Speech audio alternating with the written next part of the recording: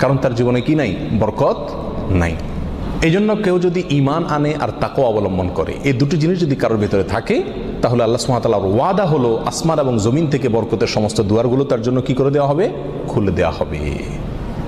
এই জন্য ভাই, ঈমানকে খালেস করতে হবে শিরক থেকে, কুফরি থেকে, নেফাকি থেকে। শিরক, কুফর, নেফাক এগুলো থেকে ঈমানকে পরিচ্ছন্ন করতে হবে আর তাকওয়া অবলম্বন করতে হবে। তাকওয়া কি? তাকওয়া হলো আল্লাহর ভয়ে যে কোনো হারাম কাজ থেকে বেঁচে থাকা। আল্লাহর ভয়ে যদি আমি হারাম কাজ থেকে বেঁচে থাকার মানসিকতা আমার ভিতরে থাকে, যার ভিতরে যত বেশি থাকবে আল্লাহ সুবহানাহু ওয়া তাআলা তার জীবনকে তত বেশি বরকতময় করে দিবেন। বরকতের দ্বিতীয় নম্বর চাবি হলো যে কোনো কাজের শুরুতে বিসমিল্লাহ বলা। যে কোনো কাজের শুরুতে কি করা?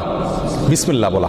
নবী আলাইহিস সালাম বলেছেন, তোমাদের মধ্যে কেউ যখন খানা শুরু করে এবং সে যদি বিসমিল্লাহ বলে, তো শয়তান তার সাথে ওই খাবারে যোগ দিতে পারে না, ভাগ বসাতে পারে না। যেটুকু আছে সেটুকু তার জন্য কল্যাণ বয়ে আনে, কল্যাণ করা হয় খাবার।